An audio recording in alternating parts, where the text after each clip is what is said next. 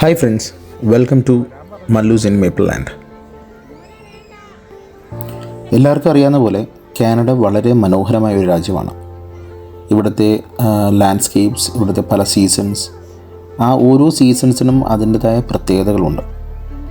ഇപ്പോൾ ഇവിടെ സ്പ്രിംഗ് ആണ്. ഈ സ്പ്രിംഗ് സമയത്ത് ഇവിടെയുള്ള പൂക്കൾ അത് വളരെയധികം ഭംഗിയാണ് കാണാൻ. അതിൻ്റെ ഒരു പ്രത്യേകത, ഒരു തരം പൂവാണ് ചെറി ബ്ലോസം എന്ന് പറയുന്നത്. നമ്മളപ്പോൾ അത് കാണാൻ പോയായിരുന്നു. ഇത് അവിടുത്തെ ഏരിയയിലുള്ള ആ ചെറി ബ്ലോസം മരങ്ങളാണ്. നിങ്ങൾ നോക്കിയാൽ കാണാം. ഒത്തിരി പേര് ഇത് കാണാൻ തന്നെ വന്നിട്ടുണ്ടായിരുന്നു. ഭയങ്കര ഭംഗിയാണ് ഇതിൻ്റെ ആ മരത്തിൻ്റെ ഒക്കെ ഇടയിൽ നിൽക്കുമ്പോൾ, അല്ലെങ്കിൽ അടുത്ത് നിൽക്കുമ്പോൾ ഭയങ്കര ഭംഗിയാണ് അത് കാണാൻ. ഞങ്ങൾ കുറച്ച് നേരം ഇവിടെ സ്പെൻഡ് ചെയ്തു. നിങ്ങൾ നോക്കുകയാണെങ്കിൽ മരത്തിലെ ഇലകൾ കാണാൻ വളരെ ചുരുക്കമേ ഉണ്ടാവുള്ളൂ. ഫുള്ള് പൂക്കാണ്.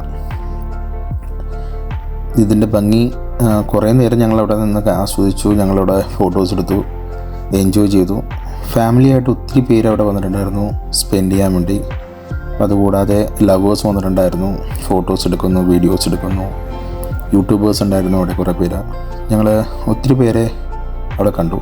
എല്ലാവരും ഈ പ്രകൃതിയുടെ ഭംഗി ആസ്വദിക്കുകയായിരുന്നു.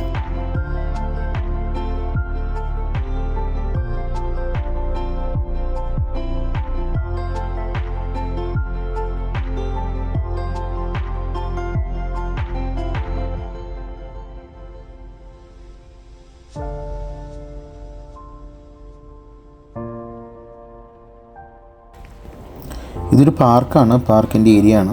ഒരു കടലിൻ്റെ തീരത്തിനോട് അടുത്തുള്ള ഒരു പാർക്ക് ഏരിയ. വളരെ ഭംഗിയുള്ളൊരു കാഴ്ചയാണത്. നിങ്ങൾ കാണുന്ന ഒരു ബ്രിഡ്ജാണ്. ഈ ബ്രിഡ്ജിലൂടെ നമുക്ക് നടക്കാം. നമ്മളവിടെ ചെന്ന് ബ്രിഡ്ജിൻ്റെ നിന്ന് കുറച്ച് ഫോട്ടോസ് എടുത്തു.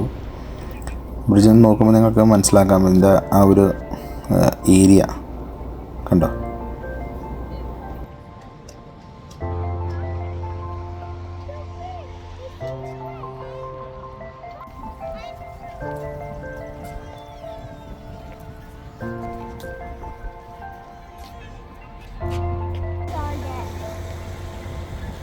ചെറി ബ്ലോസത്തിൻ്റെ ഹിസ്റ്ററി, കാനഡ ഹിസ്റ്ററി പറയുകയാണെങ്കിൽ വേൾഡ് വാർ 2 ശേഷം 1959 ജാപ്പനീസ് അംബാസിഡർ ഓൾമോസ്റ്റ് ഒരു 2000 ചെറി ബ്ലോസം മരമാണ് ടൊറൻറ്റോവിന് സമ്മാനിച്ചത്.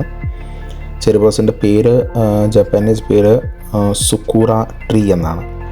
സോ അന്നത്തെ ആ റിലേഷൻഷിപ്പിൻ്റെ പേരിൽ ജപ്പാൻ നൽകിയ ഈ മരം ഇവരിപ്പോഴും വളരെ നല്ല രീതിയിൽ സൂക്ഷിക്കുന്നുണ്ട്, അത് മെയിൻറ്റെയിൻ ചെയ്യുന്നുണ്ട്. അതാണ് ഈ കാണുന്നതെല്ലാം.